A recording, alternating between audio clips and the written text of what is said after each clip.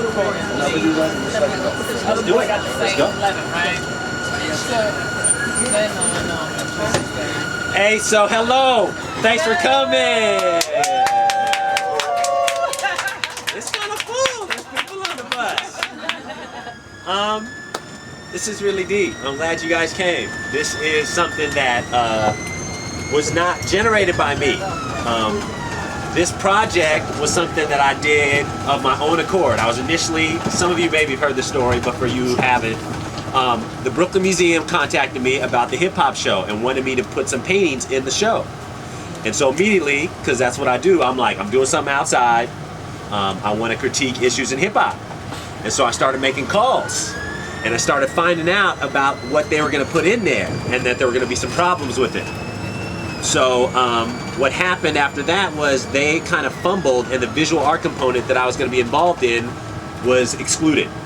And I decided that in spite of that, I was going to do this project anyway. So, thank you. Thank you. For real. So I connected with different people in this community, and that's who you're going to see. Some are on the bus with us now. And I started researching all these things about hip-hop, studying all these things from really esoteric old graph books to social theory things, and generated these 15 questions. And from those questions, these people that I contacted asked them these questions about hip-hop. And so actually, why don't we have a little visual aid? Why don't you take some of these and pass them back? This is a card that we got printed just before the pieces went up that has the 15 questions on it. And we started passing these out in the neighborhood so people could start thinking about the questions. And so then what I did was I did paintings, which you're about to see, of these different people, and on the bottom I put the answers to their questions. So what you're going to see now is I haven't checked them for a week. So some of these, probably the questions have been taken. I brought some more to put up. I mean, you'll see how these things really are alive. They have a life. Additionally, a lot of times I do that in my work. My work's a lot about giving people a voice. I mean, this was an action to be a vehicle so people could kind of get their vibe on, say what they want to say. But I also wanted to have a critique. I also wanted to say some things. So they're not just images of them, they're images of the people and another image. And that other image is a symbol of my critique, of my kind of me talking about what I think about what they were saying and what hip-hop's about and about this community. So, that's it. Thank you. Get ready. Thank you. Get ready.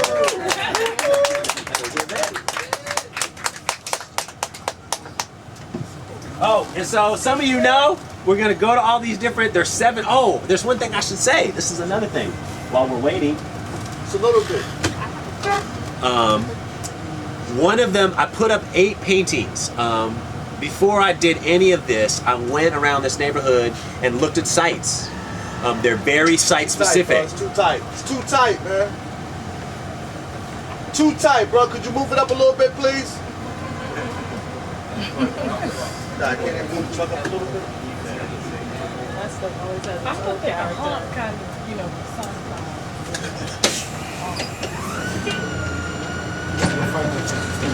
all right. The trip has started.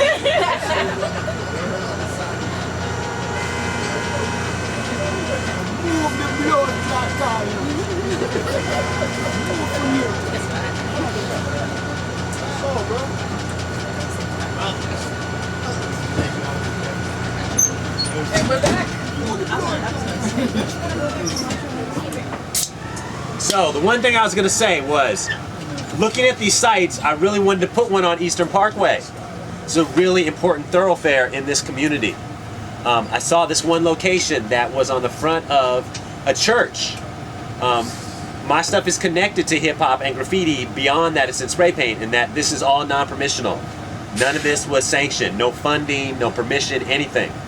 Okay?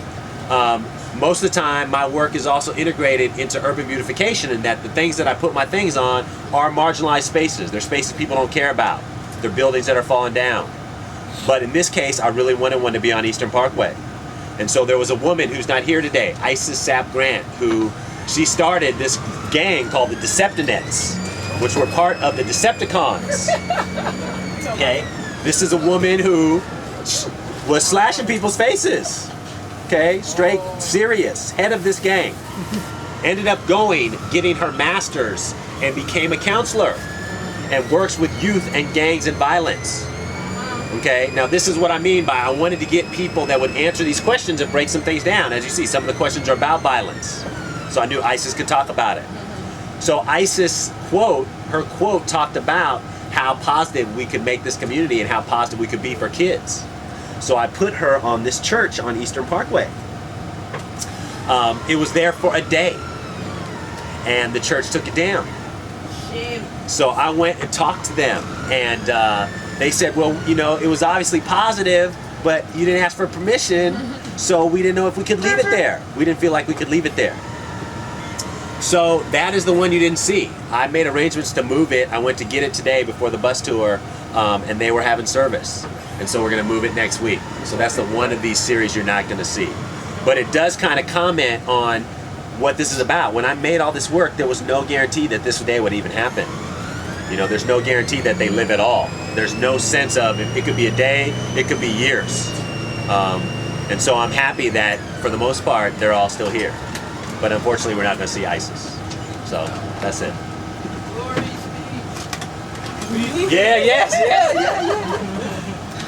My name is Lori Cumbo, for those of you who don't know. I got involved with the project in a roundabout way, but I'm happy to be a part of it now. I've started a museum planning headquarters in Bedford-Stuyvesant to build a museum for contemporary and emerging artists of African descent. So we've been in existence for 6 months now, and we've had quite a few exhibitions. We've done outdoor film festivals for children. We have an internship program for high school students. And so we're moving within the community. So we have a lot of things going on. And our goal is to build a multi-million-dollar state-of-the-art museum in Bedford-Stuyvesant. So that's our goal. So I'm really happy about it. I'm really happy to be a part of this particular project. And I can't wait till we get to our site. I want to show you very quickly. Can I show the video now? Yeah. I want to show you a very quick video about the museum and what it is that we're doing, so that you will learn more about our organization and what it is that we do and what some of our goals are. So I'll show that to you very quickly. Oh, we got. And I'm with Red Clay.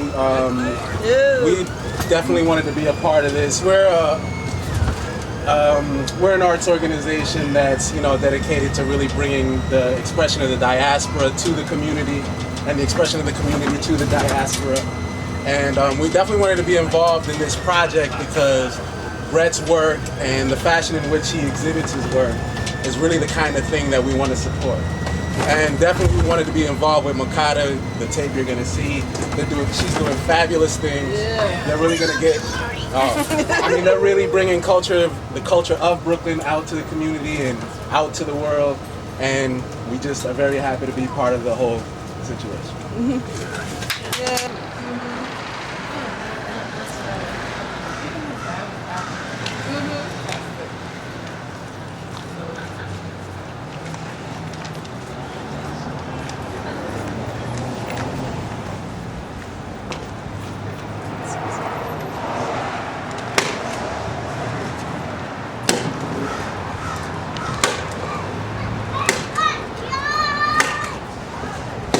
But this is all spray paint. And let me give you a quick spray paint tutorial.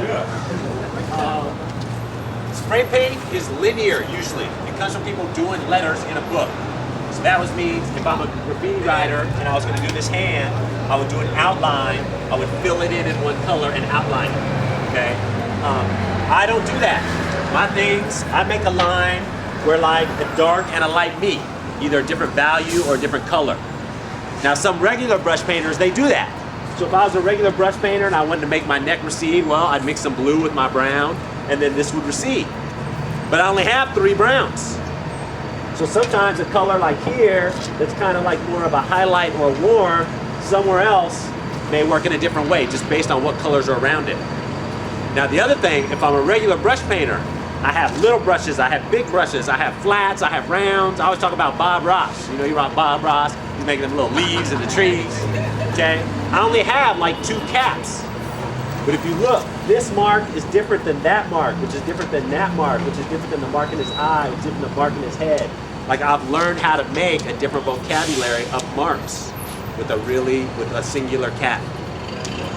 So like when people that paint with brushes or traditional pigments, they see my work, they don't know anything about spray paint. And they'll be like, you know, what you're doing with tone and value of color, it's great. But they don't even know. And a graffiti writer will come and they don't know anything about tone because they're all about line, but they'll be like, yo, you got mad can control. Yes. Because they know it's hard to do that. Or that. Or that. Or that. I mean, that's just with a can. It's just marks. So, yeah, we'll say something different each one. Shava, you want to say anything, man?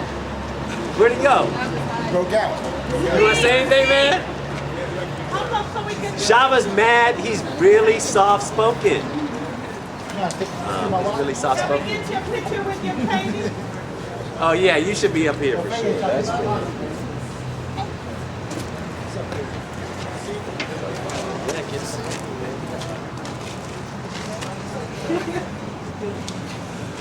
Serious, huh? Let me take a picture of this. That's him? No?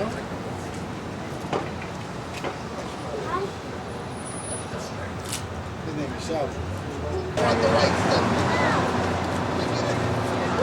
Get out of here. You want to see what?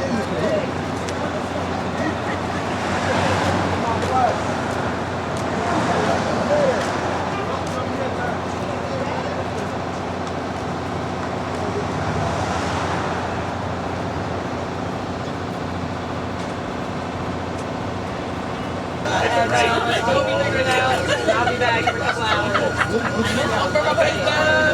Thank you. Right. What's your name?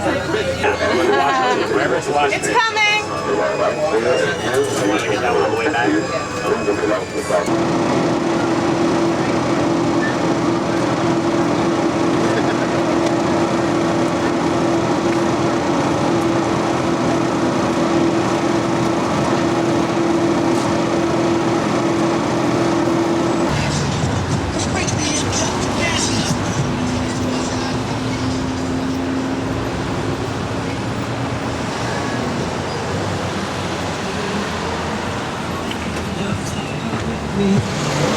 God, that was.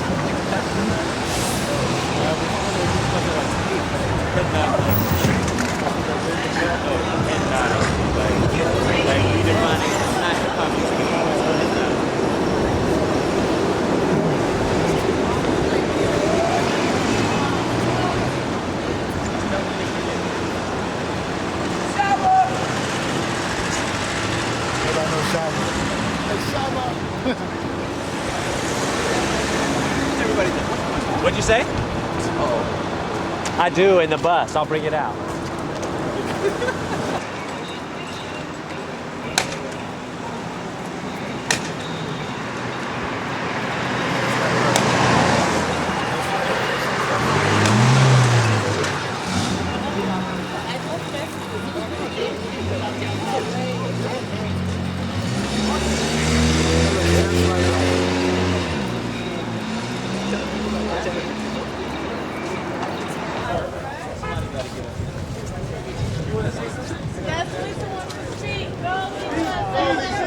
Until you see it.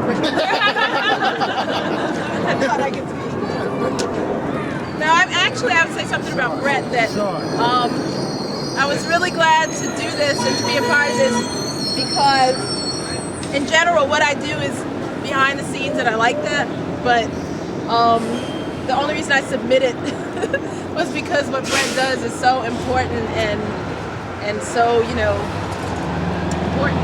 It's just, I mean, that's the best adjective to describe it, so I was glad to be a part of it. Kicking and screaming. Not to mention, that's our husband.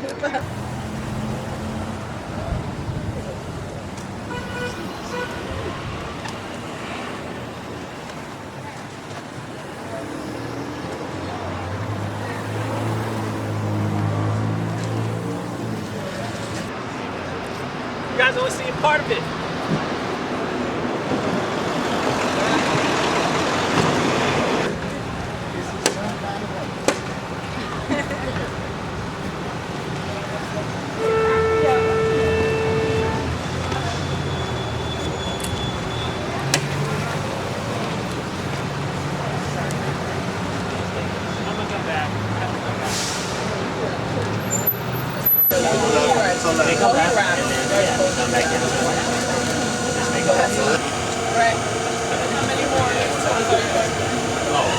How many more paintings we're gonna see?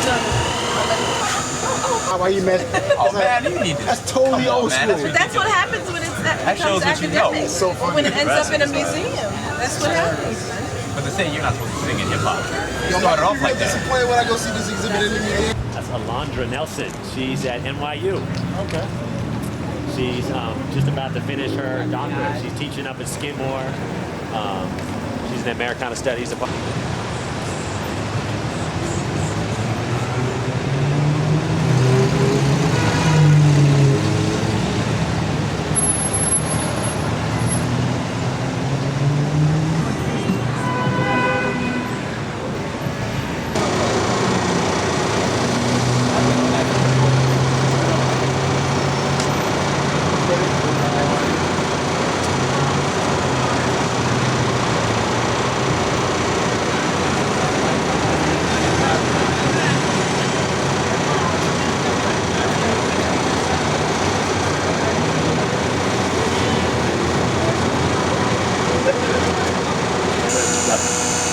I couldn't pay.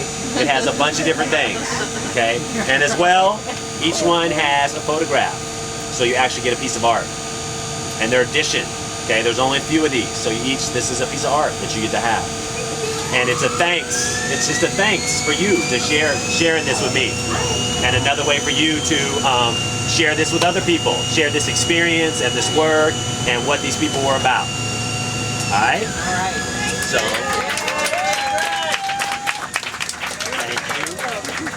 Thank you. Yeah. Let me come through and pass out.